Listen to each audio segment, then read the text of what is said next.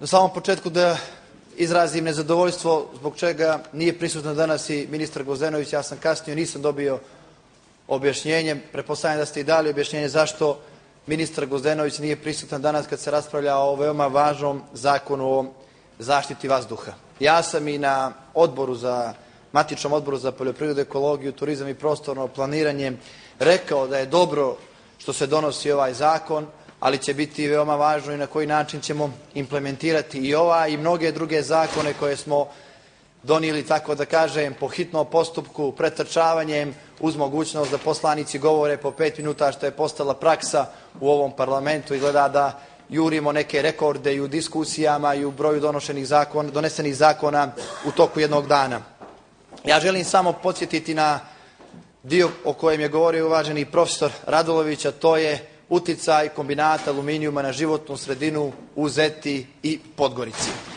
Podsjetit ću vas, gospodine Stankoviću, a vi to znate, da je kupoprodajnim ugovorom između Rusala i vlade Crne Gore bilo predviđeno da se u ekološkom dijelu 20 miliona eura uloži u ekološku zaštitu građana, odnosno područje Zete i područje Podgorice, i da se na taj način sanira nešto što je punih 30 godina, jer podsjetit ću vas, kombinat aluminijuma radi od 75. godine bez upotrebne dozvole, trovalo građane Zete u najvećem broju. Ne kažem da nije uticalo i na život građana i u Podgorici i u Bilopavlićkoj Ranici, ali su građani Zete najviše bili izloženi štetnom uticaju kombinata aluminijuma. I kada sam postavio poslaničko pitanje na koji način se sprovode ove odredbe vezano za ovu ekološku zaštitu, rečeno mi je da je vlada svaki put naplatila kamatu od 100 do 200 ili 300 hiljada eura kada većinski vlasnik KAP-a nije sprovodio odluke koje se odnose na zaštitu životne sredine. Znači, vlada je uzimala kamatu na račun toga što je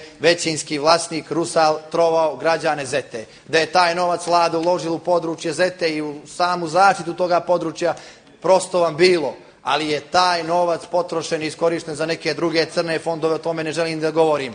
Klub odbornika Socijalističke narodne partije u Skupštini glavnog grada od aprila 2005. godine je podnosio inicijativu da se u dnevni red uvrsti naša inicijativa o uticaju KAP-a, o štetnom uticaju KAP-a na područje Zete i Podgorice. Odbornička većina DPS-a i SDP-a nijednom nije uvažila ovu našu inicijativu, niti je našla za shodno, niti je smatrala za potrebno da se ova inicijativa uvrsti u dnevni red, što predstavlja jedan skandalozan odnos i gradske vlasti prema ovom veoma važnom problemu egzistencije građana Zete na tom području. Ja ovdje imam izvještaj vještaka toksikološke hemije Ane Mišurović, direktor Centra za ekotoksikološka ispitivanja Crne Gore o zagađenosti životne sredine. Ovaj izvještaj je rađen 24. marta 2004. godine. Zbog ograničenosti vremenom ne mogu pročitati mnoge podatke iz ovog izvještaja, samo ću reći da su pokazatelji koji se odnose na sadržaj gvožđa i mangana u namirnicama su 10 puta veći na području Zete u odnosu na dozvoljene. Sadržaj aluminijuma je od 10 do 100 puta veći od dozvoljenog. Sadržaj poliflorovanih bifenila i uzrocima mlijeka i jaja je nekoliko puta veći od dozvoljenog. Prisustvo policikličnih aromatičnih ugljovodonika je nekoliko puta veći od dozvoljenog. I evo kako gospođa Mišurović, gospodo poslanici, završava svoj izvještaj.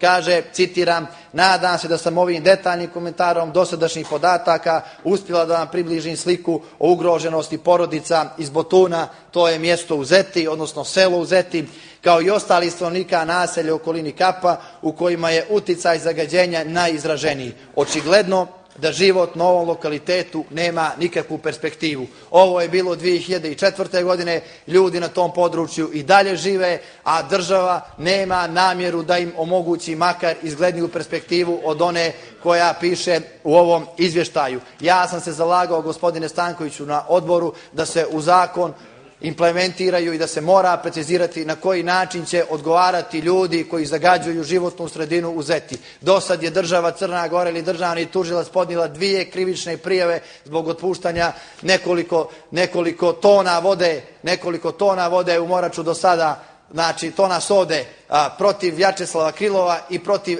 NN lica. Te prijeve nisu do sad ni procesuirane, a kao što vidimo, gospodin Krilov i vedri i oblači nad kombinatom aluminijuma i dan danas. Zahvaljujem.